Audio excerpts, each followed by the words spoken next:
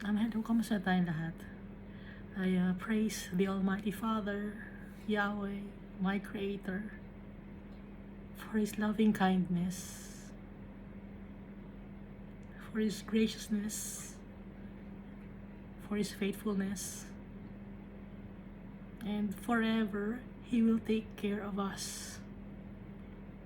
And I worship Jesus Christ, the only begotten Son, for His precious blood, for sharing His life to us, for sharing His blood, for sharing His gifts, for sharing to us when the time comes that He will reign in His eternal kingdom.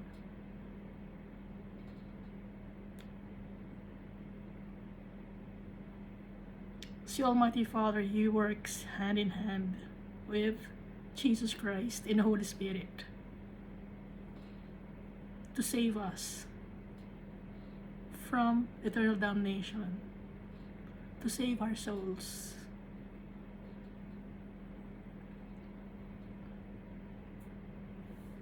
He is relentless. He will not stop. Our Father will not stop until we return back to our Father. And so we must heed His call. We should turn away from wickedness and evil deeds and be faithful to our Father. Jesus Christ can forgive sins just like the Almighty Father. And so Jesus Christ is also God. He will be the judge when the time comes for the day of judgment, which is written in the book of Revelation.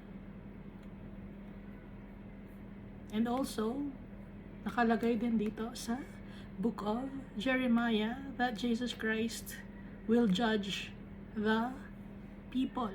Dahil si Jesus Christ, He lived among us. Nakasama niya yung mga tao at naging parte siya ng buhay ng mga tao. Pangkaraniwang tao, poor people. Jesus lived a simple life when He was in this world. Even though He is a king, He lived simply in this world. He humbled Himself to reach out to the people who are poor. Not just poor in earthly possessions, but poor also in spiritual things. So last time we read Jeremiah chapter 33. No? So dito sa Jeremiah chapter 33, ang name ni Almighty Father, Yahweh, Lord is His name. And if we call to our Father, if we call Him, He will answer us and show us great and mighty things which we don't know yet. And when the time comes, when we are with Him already, we will know everything, because our Father will teach us.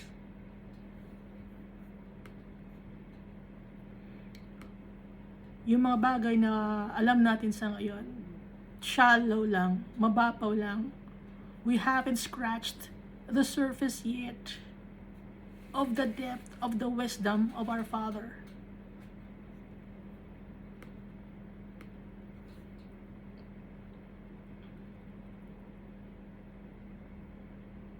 And our Father will bring health and healing to the people. Healing of our spirit, healing of our soul, because the sin wrecked us. Sinira tayo ng kasalanan.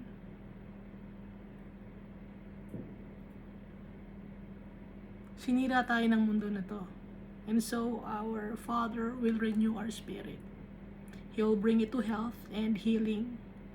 Kaya di ba si Jesus Christ, pag nagpapagaling siya ng may sakit, sa Matthew, Mark, Luke, and John, di ba? Pag nagpapagaling siya, ang sinasabi niya, sin no more. Kasi ang kamatayan, yung curse na yon galing sa kasalanan yon, kaya tayo namamatay.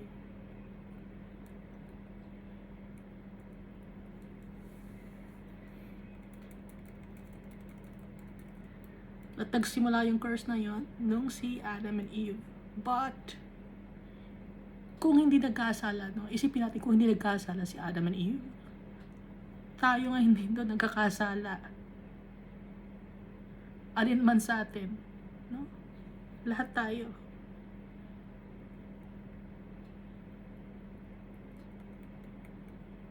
Like si Cain, may nagturo ba sa kanya kung paano pumatay ng tao?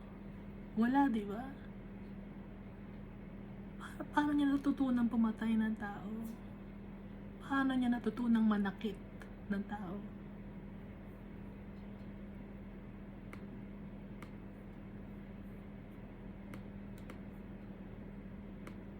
Saan galing yun?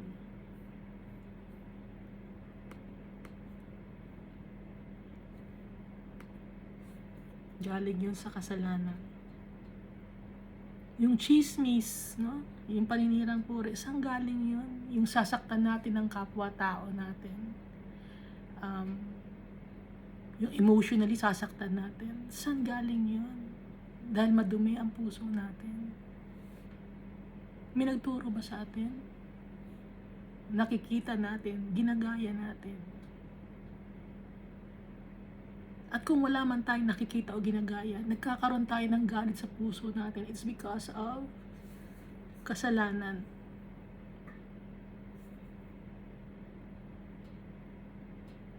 Dahil si Satan, ipinapasok niya sa puso at isipan natin yung galit, yung inis.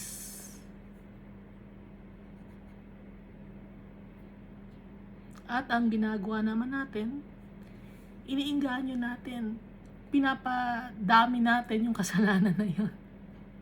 Itinatanim natin. Nag-harbor tayo ng ill feelings toward other people. Ngayon, pag may papasok na mga bagay na pangit sa isip mo, tanggalin natin, no? And let's think of our Father, the goodness of our Father, the goodness of Jesus Christ.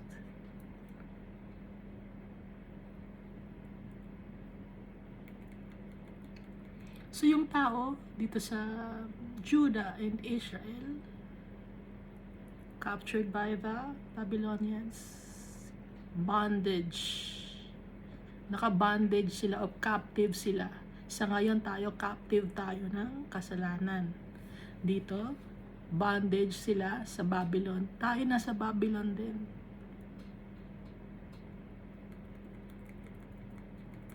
Ang makakapag palaya lang sa atin, si Almighty Father.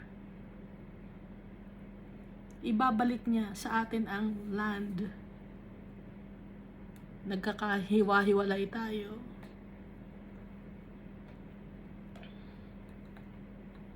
Pero, titipunin ulit tayo ni Almighty Father. He will gather us. Because He is merciful. And His mercy endures forever.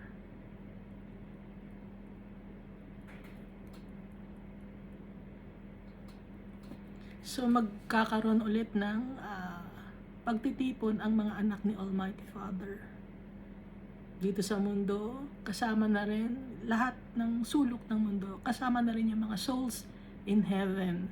So kung nandito pa tayo sa mundo, kasama tayo, pero kung nasa heaven na tayo, kasama pa rin tayo.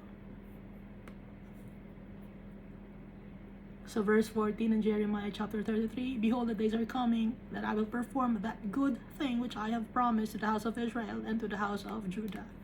Lahat ng pinapromise ni Almighty Father, tinutupad niya. Ginagawa ni Almighty Father. Dahil nakasalalay ang kanyang pangalan, ang kanyang magandang pangalan, ang kanyang holy name. ginagawa ni Almighty Father. Because He cannot deny Himself. The nature of our Father, He is good.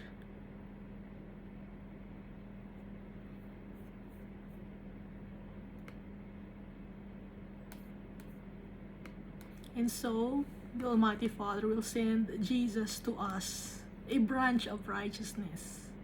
Si Almighty Father, ang 3, sinong branch ng 3? Si Jesus Christ, the extension of the Almighty Father.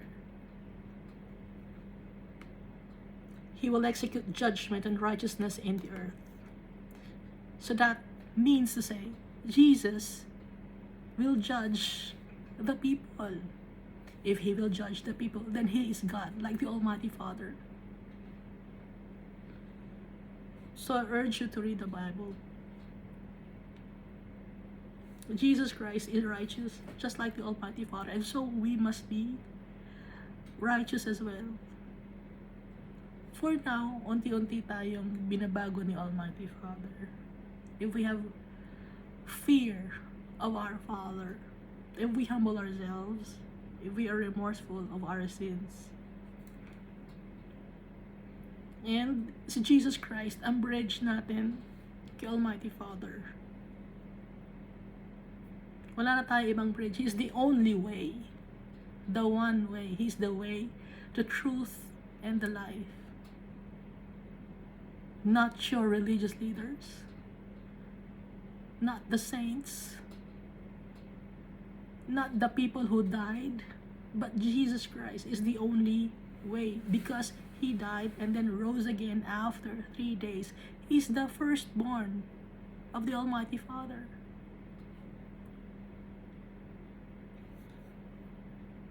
And time comes when the Lord God will establish the New Jerusalem, and it will be called Yahweh Chidkenu, or the Lord our righteousness.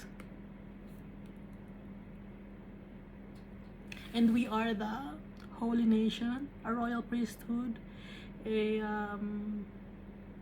chosen generation. Continually, we will sacrifice to our Father. That's what we will be doing when we are with the Father and Jesus Christ. We will continually praise Him, glorify His name, sacrifice offerings. And the covenant of our Father is permanent. It will never be broken. Anong covenant dyan? Covenant niya na He will establish, na He had established already with Jesus Christ. Hindi mawawala ang araw at ang araw at ang moon. Kaya yung covenant ni Almighty Father, hindi yun masisira.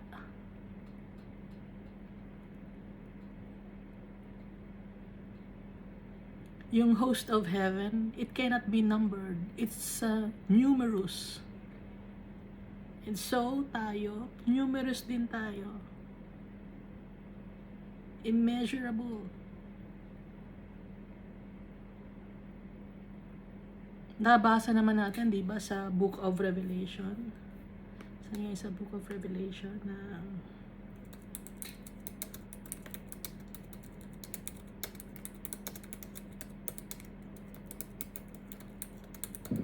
na nakita ni John.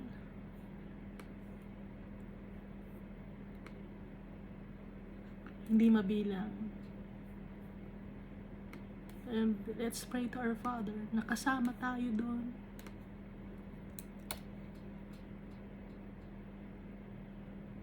At saka si Almighty Father, hindi siya nagja-judge.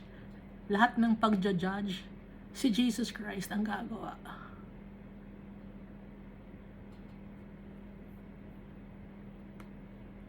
So dito sa Revelation chapter 7 verse 9, after all these things I looked, and behold, a great multitude, which no one could number, of all nations, tribes, peoples, and tongues, standing before the throne and before the Lamb, clothed with white robes, with palm branches in their hands. Revelation chapter 7 verse 9. So ito yung 1/3 of the total population of the world since the world began. Dumanas sa trials, tested, refined in silver, tested in gold. Mga tao to. Marami. Kahit sabihin natin 1/3, marami pa rin yun. So, hindi lahat ng tao ay mapupunta sa heaven. Pipiliin ni Almighty Father. Si Jesus Christ ang magja-judge, na kay Jesus Christ yung list of our names in His Lamb's Book of Life.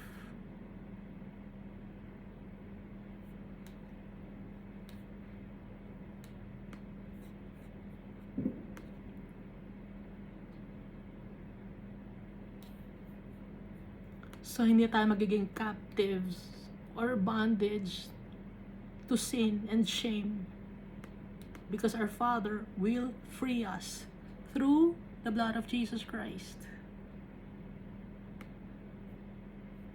So, dito na tayo sa Jeremiah chapter 34. No? Jeremiah chapter 34, the word which came to Jeremiah from the Lord when Nebuchadnezzar, king of Babylon, and all his army, all the kingdoms of the earth, under his dominion, and all the people fought against Jerusalem and all its cities, saying, so dumating ang word ni Almighty Father kay Jeremiah. Nung time na si Nebuchadnezzar, tsaka yung army niya, sinasalakay ang city, Jerusalem and all its cities. Inalaw ni Almighty Father. Verse 2, thus says the Lord, the God of Israel, go and speak to Zedekiah, king of Judah. No? Sabi ni Almighty Father, kausapin mo si Zedekiah, king of Judah. Tell him, sabihin mo sa kanya, thus says the Lord, behold, I'll give this city into the hand of the king of Babylon, and he shall burn it with fire.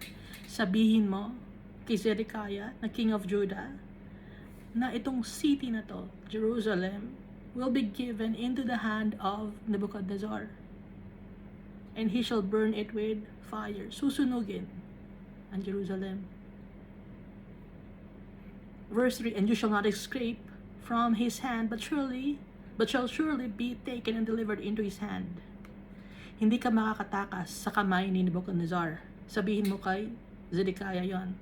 Your eyes shall see the eyes of the king of Babylon. He shall speak with the face, or mouth to mouth, or face to face, with the king of Babylon, and you shall go to Babylon. Pupunta ka ng Babylon, makakaharap mo si King Nebuchadnezzar face to face, makakausap mo siya. Hindi mo matatakasan si Nebuchadnezzar. Sabi ni Almighty Father. And he related to Jeremiah. And then Jeremiah conveyed it to Zedekiah. Verse 4, yet hear the word of the Lord, O Zedekiah, king of Judah. Thus says the Lord concerning you, you shall not die by the sword. Ito ang sabi sa iyo, Zedekiah, ni Almighty Father, hindi ka mamamatay sa sword. Hindi ka papatayin sa pamamagitan ng espada. Kasi nung time na yon, ang mga, pag may war, ang gamit nila, espada, di ba?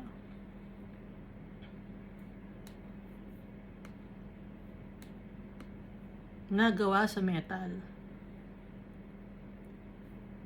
So verse 5, you shall die in peace, as in the ceremonies of your fathers. Mamamatay ka in peace, gaya ng iyong mga fathers, gaya ng iyong mga ninuno. Sabi ni Almighty Father kay Zedekiah, may ceremony yon.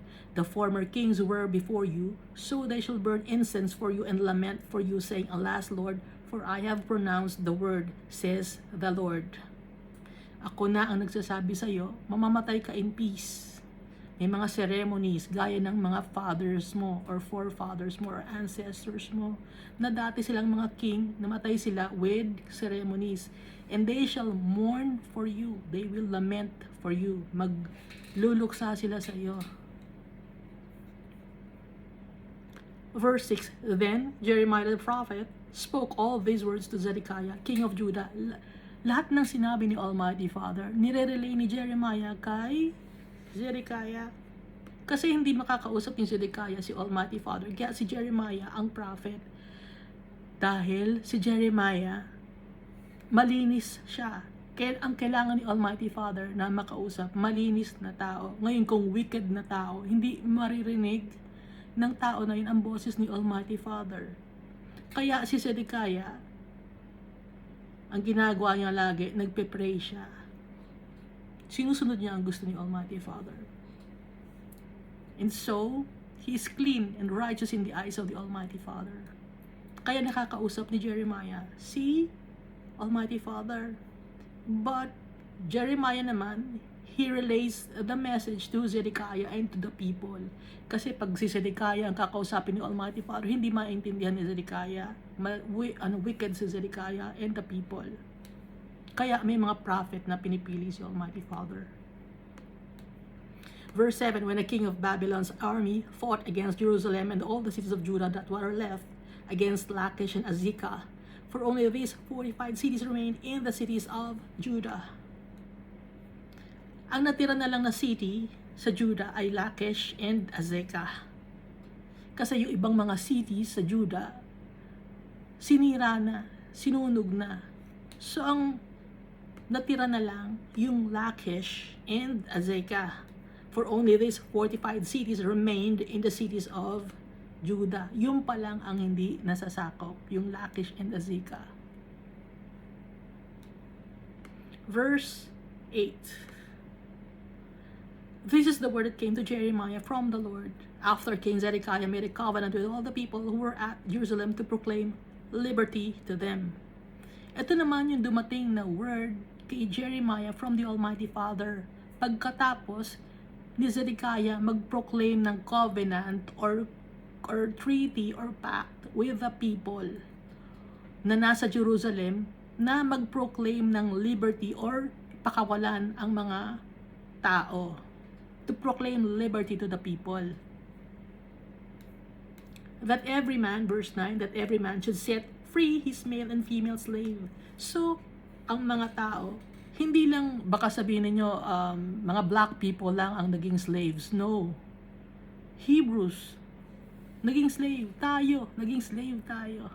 And up to now, we are slaves.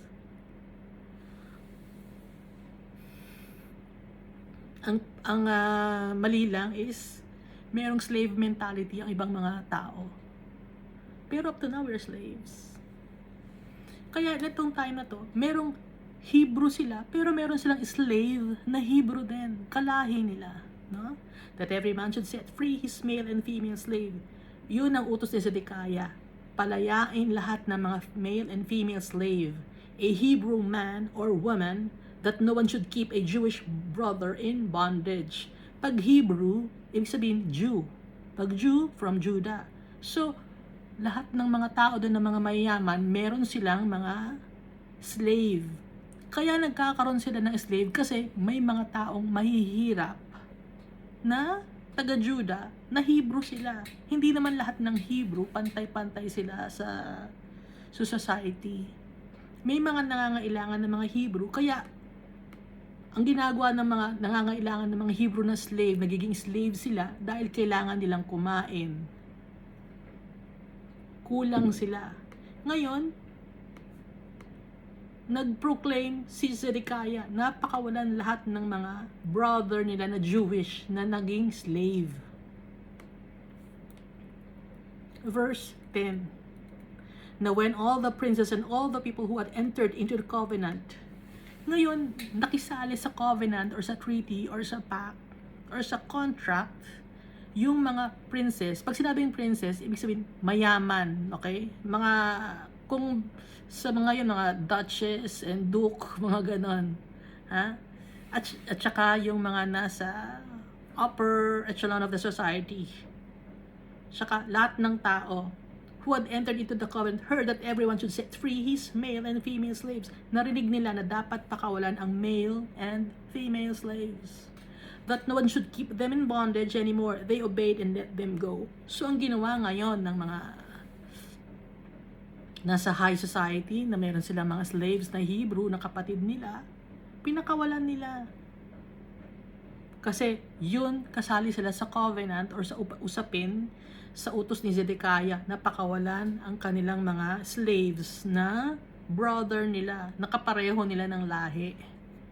So, sumunod sila, pinakawalan nila. But then, dito sa verse 11, but afterward, they changed their minds and made the male and female slaves return. Nagbago ng isip. Ang mga nasa high society, naisip nila, ay, hindi namin kaya na walang slaves. Nagbago sila ng isip, nagbago ng pananaw sa buhay. Whom they had set free and brought them into subjection as male and female slaves. Ibinalik sa pagiging slaves. Di ba pinakawalan na yung mga slaves? Ibinalik nila. Nagbago sila ng isip, hindi nila kaya na walang slaves. Gusto nila na may slaves.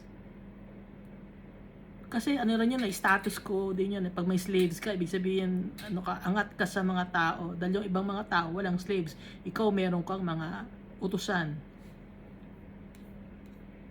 And up to now, may mga tao na slaves, ha? Sa society natin, may slaves. Sa kumpanya nyo, slaves kayo. Ha? Ako, slave ako ni Almighty Father. Slave tayo lahat. Slave kayo ng mga asawa ninyo, kung wala kayong slave kayo ng mga anak ninyo, slave kayo ng society, ng government. Pati yung mga nasa taas na government, slave din sila. Sinong mas may angat pa sa kanila? Yung presidente, kunyari, sino mas angat pa sa kanila?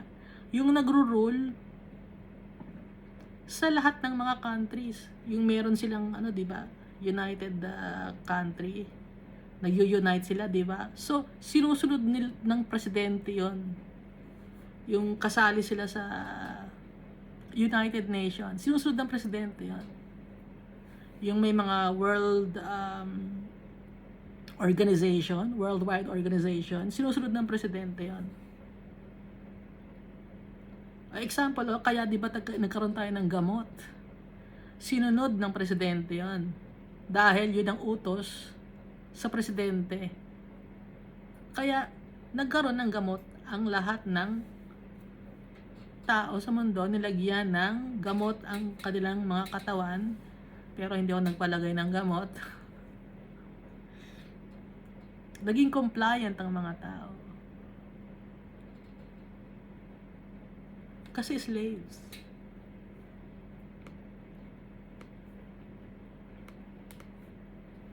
So, dito ng time na to, bumalik sa pagka-slaves yung mga pinakawalan nila. Verse 12, therefore the word of the Lord came to Jeremiah from the Lord, saying, kinausap na naman ni Almighty Father si Jeremiah. And the Almighty Father said, thus says the Lord, the God of Israel, I made a covenant with your fathers in the day that I brought them out of the land of Egypt, out of the house of bondage, saying, si Almighty Father, sabi niya, nakipag-covenant ako, or pact, or treaty, or kontrata sa mga fathers ninyo nung time na nasa Egypt sila. Natatanggalin ko sila sa kanilang bondage. Bondage of slavery, dahil slave sila nung nasa Egypt sila. Yung mga Israelites. So, tingnan mo, lahat ng tao slaves. Nagkaroon na experience maging slaves. Mga ninuno natin naging slaves. Yung mga tao sa Australia, galing sila sa UK, England. Bakit sila napunta ng Australia? Because prisoners naman sila. Naging slaves sila. And then now they are flourishing in Australia. Yung Australians, alam niyo yung history nun, di ba? Na itinapon sila sa Australia. Tapos doon sila nag-flourish. Ginawa nila magandang. So yung mga ninuno nila, prisoner in England. Kaya tinan mo yung accent nila, parang ng accent ng mga taga-UK. So naiintindihan na natin, hindi yun sa pagmamaliit, because that's history. Yun ang katotohanan.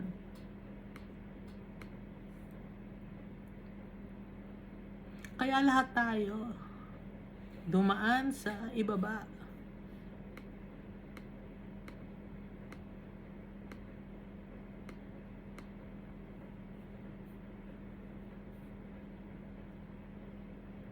Meron lang mga tao ang nagpapalaki ng issue because gusto niya ng dissension. Gusto niyang magkawatak-watak ang mundo. Magkaroon ng away, ng gulo. At inalaw ni Almighty Father, kaya nagkaroon ng ganon. So si Almighty Father, pinakawalan niya, or inilabas niya from Egypt ang mga tao out of the bondage of the Egyptians. Verse 14, at the end of 7 years, let every man set free his Hebrew brother. So meron ding usapin na sinabi si Almighty Father na after the end of 7 years, magsaserve sa'yo yung brother mo. Kung may pagkakautang or binenta niya yung kanyang sarili sa'yo, after 7 years, pakawalan mo na siya. No? Basahin natin, at the end of 7 years, let every man set free his Hebrew brother, who has been sold to him, and when he has served for you 6 years, you shall let him go free for you. But your fathers did not obey me, nor incline in their ear. Hindi ako sinunod ng inyong mga ninuno. Hindi sila nakinig sa akin. Dahil usapan, 7 years. No? So, ika-6th year, pakawalan na. Pero hindi, gusto ng mga tao magkaroon ng slaves. Kahit brother pa niya yon, kahit kadugo pa niya yon, kalahi pa niya. Ganon ang kasamaang tao.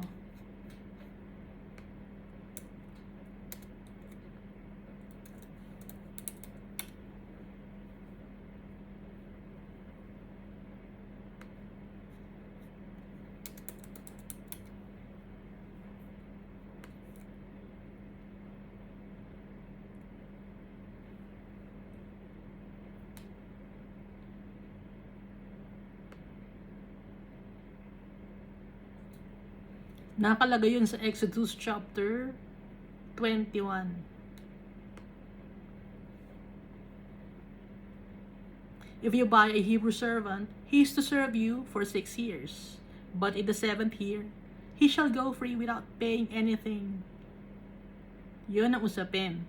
Usapan yon. Nasa Exodus chapter 21, verse 2. Okay?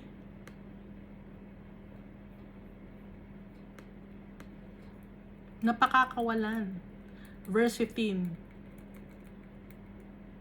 But then recently turned and did what was right in my sight, every man proclaiming liberty to his neighbor, and you made a covenant before me in the house which is called by my name. Ngayon, recently lang, sabi ni Almighty Father, ngayon, ginawa ninyo ang tama sa paningin ko. Na lahat ng tao, pinakawalan niya ang kanyang mga neighbor. Tinanggal nila sa bondage of slavery. You made a covenant before me in the house which is called by my name. Tawag galing sa pangalan ko, sabi ni Almighty Father.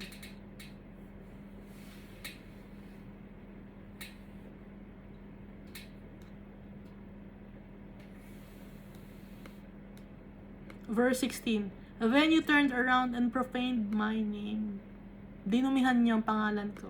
You disrespected me. Binalik ninyo yung dati nyong gawa. You turned around. Pinakawalan nyo yung mga slaves. And then you turned around and profaned my name. Disrespected my name. Sabi ni Almighty Father, and every one of you brought back his male and female servants. Ibinalik nyo ang inyong mga alipin. Mga tauhan ninyo. Whom you had set at liberty, pinakawalan ninyo sila at their pleasure, and brought them back into subjection. Naging subjected ulit sila sa inyo, naging under ulit sila sa inyo, to be your male and female slaves. Kinuha nyo ulit sila. Nagbago ang isip ninyo. Dinumihan nyo yung pangalan nyo, you disrespected me. 17. Therefore, thus says the Lord, you have not obeyed me in proclaiming liberty. Hindi nyo ako sinunod sa pag-proclaim ng kalayaan. Everyone to his brother and everyone to his neighbor. Lahat kayo. Mga brother nyo, pati neighbor nyo. Ganyan ang ginawa ninyo. Behold, I proclaim liberty to you, says the Lord. Pero ngayon, ipoproclaim ko kayo sa liberty, papakawalan ko kayo.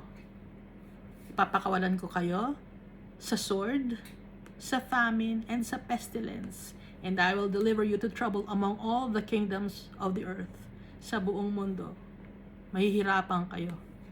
Papakawalan ko kayo sa sword, or sa war, or sa death, pestilence, mga sakit, mga hayop na kakain ng mga pananim ninyo, mga pigsa, mga kung ano-anong sakit ang kakalat sa inyo, and to famine, magkakagutuman kayo, inflation, magiging pangit ang government, hindi kayo papansinin.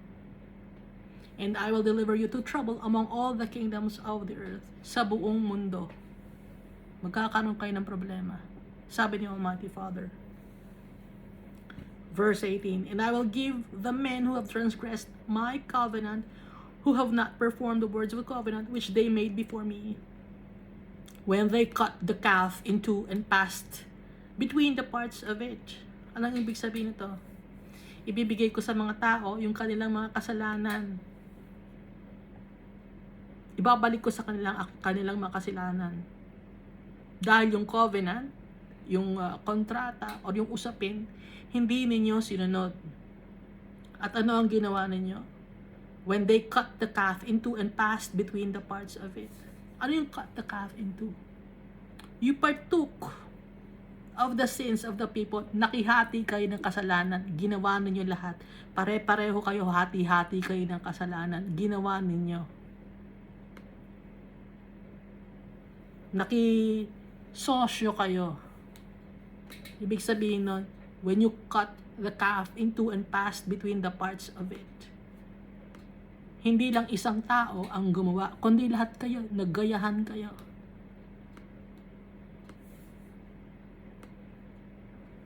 Hindi lang isang tao ang nag-recall ng kanyang mga slaves, kundi lahat kayo, ginaya ninyo.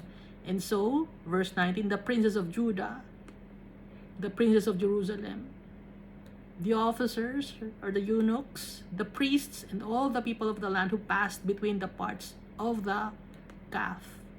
Binanggit ni Almighty Father, yung mga mayayaman sa lugar ng Judah, sa lugar ng Jerusalem, yung may mga katungkulan like the eunuchs, the priests or the religious leaders, at lahat ng tao na nakipag-sosyo or partake of the sins.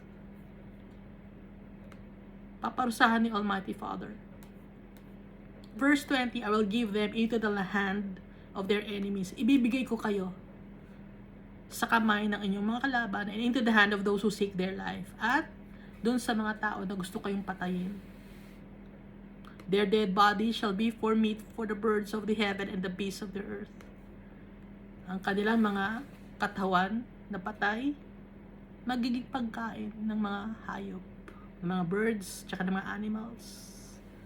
Yun ang kaparusahan ni Almighty Father sa mga mayayabang na tao, sa mga disobedient na tao. And I will give Zedekiah, king of Judah, and his princes into the hand of their enemies. Ibibigay ko si Zedekiah, pati ng kanyang mga anak, pati ng kanyang mga ruler, sa kanilang mga kaaway, into the hand of those who seek their life. Yung gustong pamatay sa kanila, ibibigay ko, sabi ni Almighty Father, and into the hand of the king of Babylon's army, which has gone back from you. At ibibigay ko sila sa army ng king of Babylon na bumalik sa inyo. Babalikan kayo. Kasi di ba may natira pang mga land, Lachish and ano yung Assyria ba yun? May natira pa. Pero babalikan kayo. Di ba sabi si Zedekiah, magkakaroon ng ceremony sa kanyang kamatayan. Pero ano nang ginawa ni Almighty? Iniba na niya ni Almighty Father. Ibibigay na siya sa kamay ng kalaban.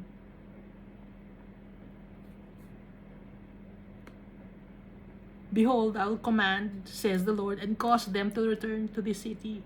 Utusan ko ang king of Babylon. Bumalik sila dito sa city ng Jerusalem, they'll fight against it. Makikipag-away sila sa mga gustong makipag-away sa kanila, sa mga lalaban sa kanila ng mga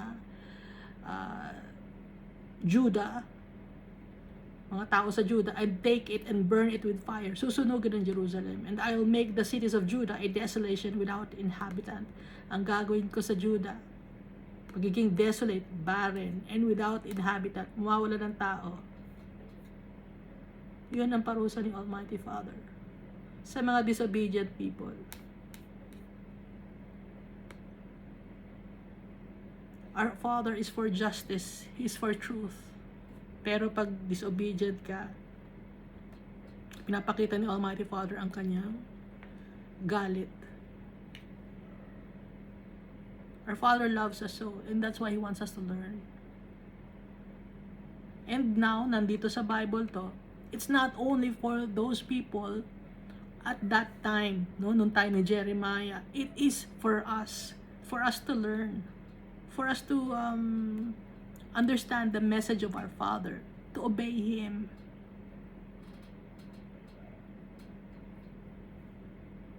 To fear the anger of the Lord.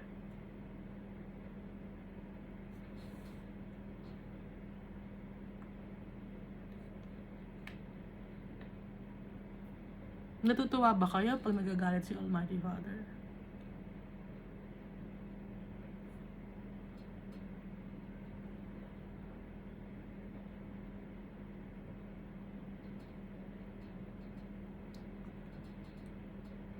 Ang natutuwa pag nagagalit si Almighty Father, yung mga demons. Kasi ibig sabihin nun, may mga souls na naman na mapupunta sa impyerno.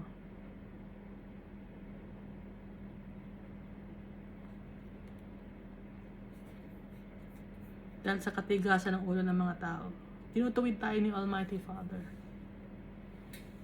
Gusto niya tayong matuto, pero hindi tayo matuto. Katigasan ng ulo natin. Akala natin kasi napakamalakas tayo, powerful tayo. Akala natin, andito na ako sa buhay na to, mayaman ako, kaya kong bilihin ang mga tao, kaya kong i-control lahat. No, we cannot control anything. Kaya mo lang nakakontrol ang mga bagay. It's because of the Almighty Father's allowing you, so that you may get drunk of your power. Para maging lasing ka sa power mo, hindi mo makalimutan, hindi malimutan mo na ang totoong power galing kay Almighty Father. And so, pag drunk ka sa iyong power, anong mangyayari sa iyo? Hindi mo na makikita yung katotohanan. Saan ka ang punta mo ngayon? Sa impyerno.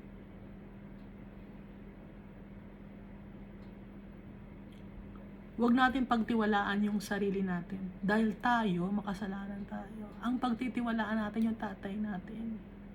Si Jesus Christ.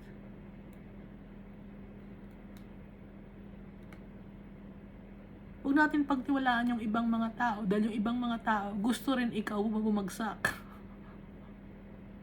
Naintindihan yun? Gusto ka rin bumagsak ng ibang tao. Iniintay kang magkasala. Iniintay ka may masabi na mali. Maraming mga tao ang naiinggit sa'yo. At para maiwasan yon, mga tao naiinggit sa'yo, ipakita mo sa kanila si Almighty Father. Si Almighty Father ang magde-defend sa'yo sa mga tao. Siya ang ating takbuhan.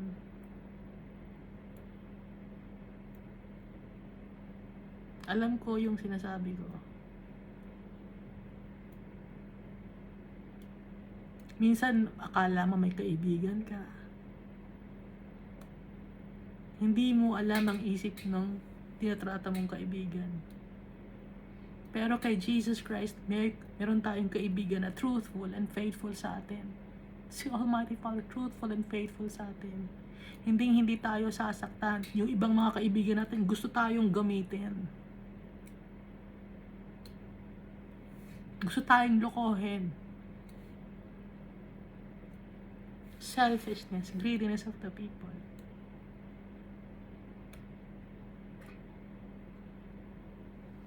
Pag nakatalikod ka, sisiraan ka. Pero pag nakaharap ka, maganda ang trato sa'yo. Naka-experience na ako maraming ganong klaseng tao.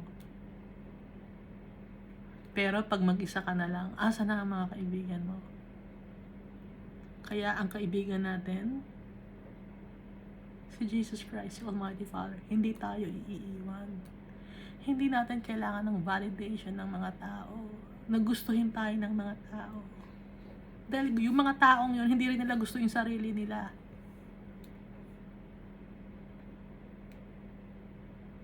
They hate themselves. That's why naninira sila ng tao. Para ikaw, masira ka din. But our Father, He is rebuilding us. He's renewing us. He's renewing our spirits.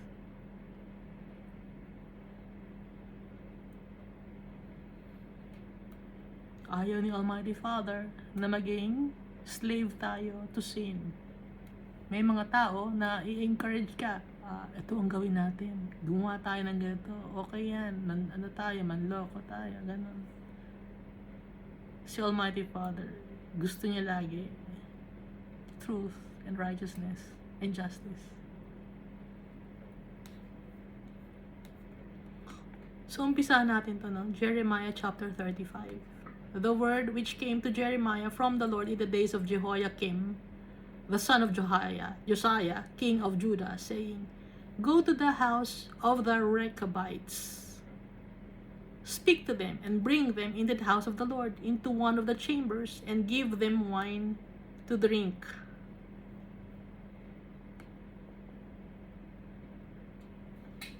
So, yung word ni Almighty Father, kinausap na naman niya si Jeremiah nung time na si Jehoiakim ay king. Nung time na si Jehoiakim na son ni Josiah ay king ng Judah. Ang utos ni Almighty Father, go to the house of the Rechabites. Speak to them and bring them into the house of the Lord. Kausapin mo sila, dalhin mo sila sa temple of the Almighty Father, into one of the chambers, sa isang room, and give them wine to drink. Bigyan mo sila ng wine na maiinom. Verse 3, Then I took Jazaniah, the son of Jeremiah, the son of Habazaniah, his brothers, and all his sons, and the whole house of the Rechabites. So itong mga to, lahi or family. Si Jazaniah, na son of Jeremiah, na son ni Habazaniah. Ang gaganda, no? Jazaniah, son ni Jeremiah, na son ni Habazaniah, and the whole house of Rechabites, including the brothers and all his sons. So, lahi sila ng Rechabites. Verse 4, And I brought them into the house of the Lord, into the chamber of the sons of Hanan, the son of Igdaliah, a man of God, which was by the chamber of the princes, above the chamber of Maaseiah, the son of Shallum, the keeper of the door. Si Maaseiah, anak ni Shallum, siya yung keeper of the door. Parang guard, tagabantay ng door. Dinala niya yung mga Rechabites sa temple, sa chamber ni Hanan, na son of Igdala, a man of God. Faithful kay Almighty Father, ibig sabihin, tauhan ni Almighty Father, which was by the chamber of the princes, madaming mga prince. Katabi ng chamber ng prince, na nasa itaas ng chamber ni Maaseiah, na tagabantay ng door or nagaguard ng door. And then I set before the sons of the house of Rechabites bowls full of wine and cups, and I said to them, drink wine. So nagset si Jeremiah ng bowls full of wine and cups. At sinabi ni Jeremiah, drink wine. Kasi yun ang utos si Almighty Father. But they said, we will drink no wine, For Jonadab, the son of Rechab, our father, commanded us, saying, You shall drink no wine, you nor your sons forever. Inutusan kasi sila ng tatay nila na si Rechab na hindi iinom ng wine, sila at ang kanilang mga anak forever.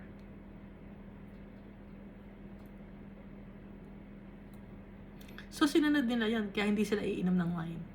Verse 7, You shall not build a house, sow seed, plant a vineyard, nor have any of these, but all your days you shall dwell in tents, that you may live many days in the land where you are sojourners. Sojourners, no? Hindi kayo magtatayo ng bahay. Hindi kayo magtitil ng soil. Hindi kayo magpa-plant ng vineyard. Wala kayong ganon. Ano ang gagawin niyo? All your days, titira kayo sa tent, so that you may live many days in the land which where you are sojourners. Mga tent lang ang kanilang bahay. Kung gusto nilang lilipat, lilipat sila. Kasi nga, sila ay mga sojourners. Yung mga Rechabites. Tatay nila si Rechab.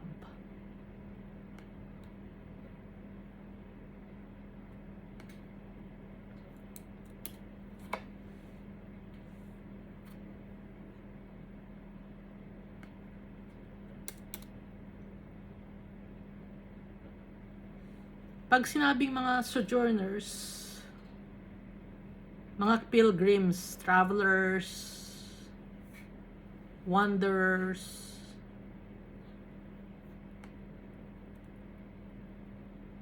hindi sila permanente, temporary lang.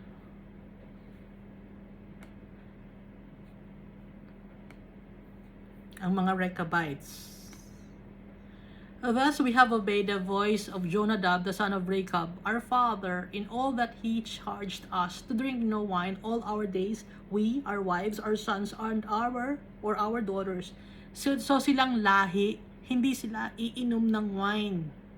Kahit yung anak nila na babae, anak na lalaki, mga babae na asawa nila, hindi sila iinom ng wine.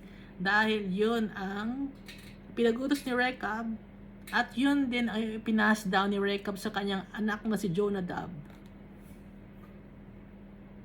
Verse 9, Nor to build ourselves houses to dwell in, nor do we have vineyard, field, or seed. Wala rin kami mga bahay.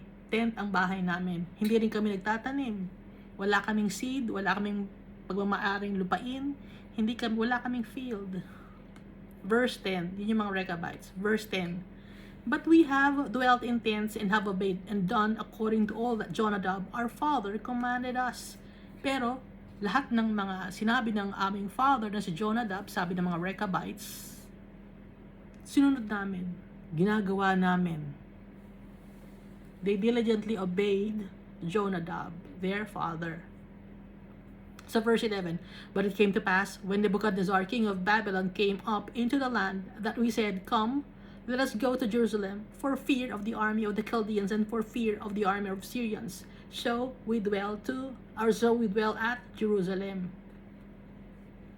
Ngayon, nung napunta na ang mga army ni Nebuchadnezzar sa lugar na kung saan nandun yung tent nila, napagkasunduan nila na lumipat sa Jerusalem dahil takot sila sa army ni Nebuchadnezzar, ang mga Chaldeans or the Babylonians. Takot din sila sa mga army ng Syrians, kaya sila ay tumira sa Jerusalem. Then came the word of the Lord to Jeremiah, saying, Thus says the Lord of hosts, the God of Israel, Go and tell the men of Judah and the inhabitants of Jerusalem, Will you not receive instruction to obey my words? Sabi ni Almighty Father. Kinausap ni Almighty Father si Jeremiah. Thus says the Lord of hosts, sabihin mo sa men of Judah, sa mga nakatira sa Jerusalem, hindi ba kayo susunod sa mga instructions ko? Hindi ba kayo mag-o-obey sa aking mga salita? Hindi niyo ba tatanggapin yung mga pinagbibilin ko sa inyo? Verse 14, the words of Jonadab, the son of Rechab, which he commanded his sons not to drink wine, are performed, for to this day they drink none, and obey their fathers' commandment. But although I have spoken to you, rising early and speaking, you did not listen or obey me, sabi ni Almighty Father. Etong si Jonadab, inutusan niya ang kanyang mga anak, yung kanyang pamilya, huwag iinom ng wine. At hanggang ngayon, hindi sila uminom ng wine. Sinusunod nila ang commandment ng kanilang father na si Rechab. Pero ako, kinakausap ko kayo, rising early, maaga akong gumising. Ibig sabihin, maaga ko kayong kinakausap. Beforehand, bago pa dumating ang mga calamities, mga tragedies, mga pains and sufferings, maaga ko kayo kinakausap, binibigyan ko kayo ng heads up.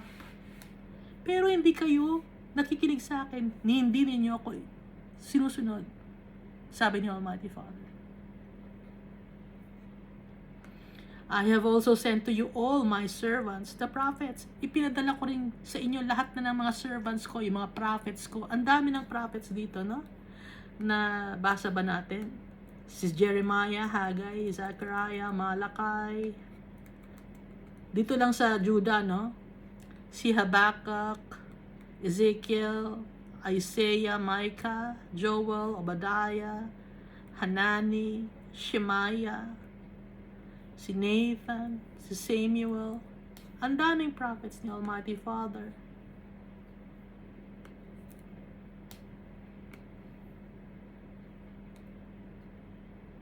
I have also sent to you all my servants and prophets, rising up early and sending them. Maaga silang gumising. Pinapadala ko sila sa inyo, saying, turn now everyone from his evil way, amend your doings, and do not go after other gods to serve them. Then you will dwell in the land which I have given you and your fathers, but you have not inclined your ear, nor obeyed me, sabi ni Almighty Father. May pagtatampo dito si Almighty Father. Itong mga Rechabites, yung lahi nila, sinusunod nila yung kanilang tatay. Ngayon, nakita ni Almighty Father, yung mga anak niya, pinadala niya lahat ng kanyang mga prophets. Kinakausap ni Almighty Father. Binibigyan ng heads up na magsisi kayo sa kasalanan ninyo. Huwag kayong sumamba sa ibang mga Diyos or paglingkuran ng ibang mga Diyos. Bubutbitin ninyo or bubuhatin ninyo, tapos dadamitan ninyo, lalagyan nyo ng ginto. Hindi ko pinag-uutos yun. Tapos, nang sa ganon, yung sa land na ibinigay ko sa inyo, doon kayo titira. Pati na yung mga tatay ninyo, pati kayo. Pero, hindi kayo nakikinig sa akin. Hindi niyo ako sinusunod. Surely the son of Jonadab, the son of Rechab, have performed the commandment of their father, which he commanded them. But this people has not obeyed me.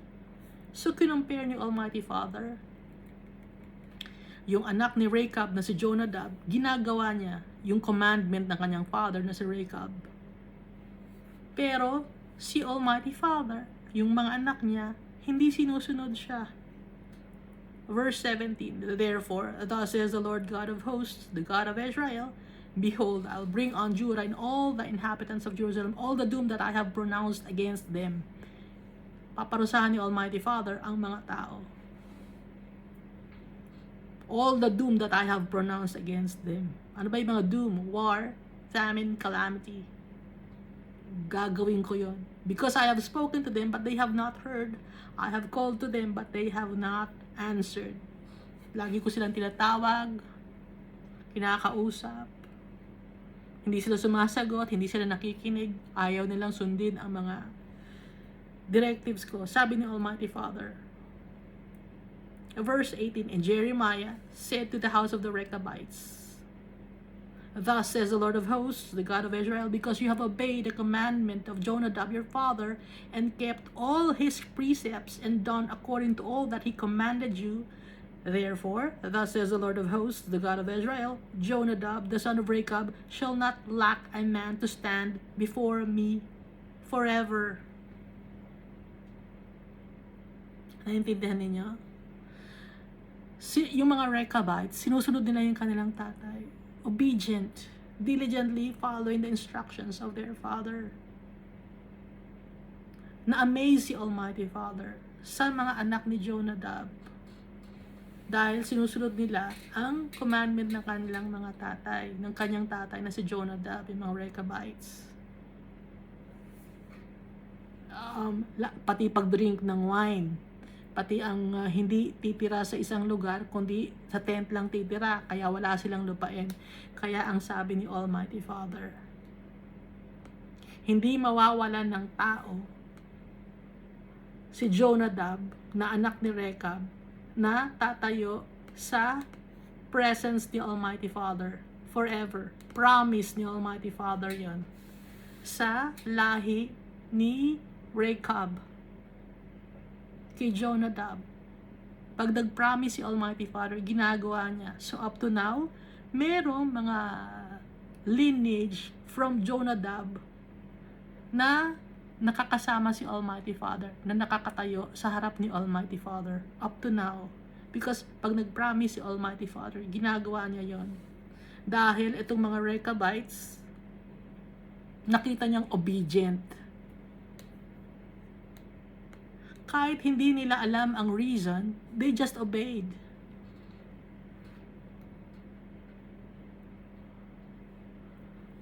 Respect for their father. Love and respect. Obedient. So tayo, dapat obedient tayo sa tatay natin. We must respect our father. We must love our father. Kasi marami mga blessings si Almighty Father sa atin. Marami siyang ibibigay. Kaya niyang ibigay lahat sa atin. If only we follow our Father. If only we heed His warnings. If only we stop sinning. If only we walk in righteousness.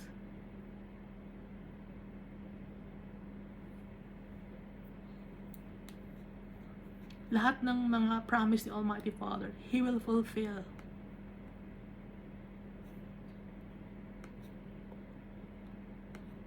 Ganon kabait si Almighty Father. But we must also do our part to obey our Father. Even if now we don't understand why, we must obey Him. Time will come, we will understand it. Naiintindihan ninyo? Sometimes, no, sa past, may mga bagay ako na hindi naiintindihan. Bakit? Ganon. And then, as the time progresses, naiintindihan ko na. Pinapaintindi sa akin ni Almighty Father. So, lahat tayo, ganon. May mga bagay ka na hindi naiintindihan sa ngayon. Don't worry. Ipapaintindi sa'yo ni Almighty Father in due time. Because of His great love for us. He's faithful to us. And so we must be faithful to our Father. We must love Him. Because He is the only one who is loving us truly. That's why He sent Jesus to us.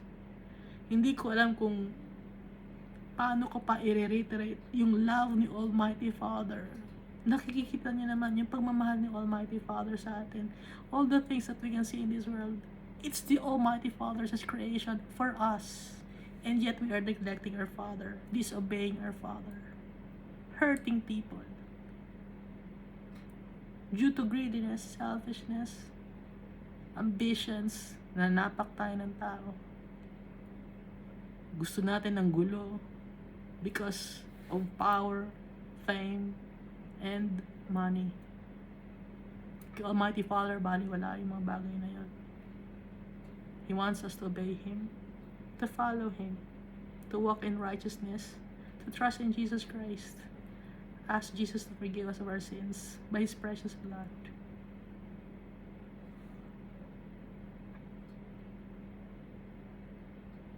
Ngayon, hindi ko naintindihan bakit ako nagbabasa ng Bible sa inyo. Wala naman sa inyong nakikinig. But time will come. I know. I trust my Father.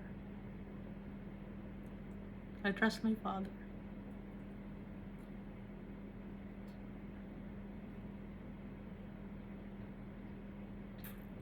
Simula't simula pa nung ginawa ni Almighty Father.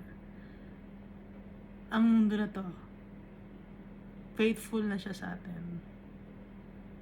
Hindi niya matitinay nature niya. Nature ni Almighty Father, very loving.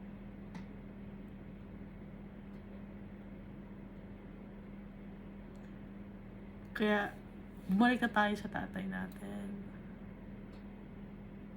Hindi tayo magsisisi pag bumalik tayo sa tatay natin.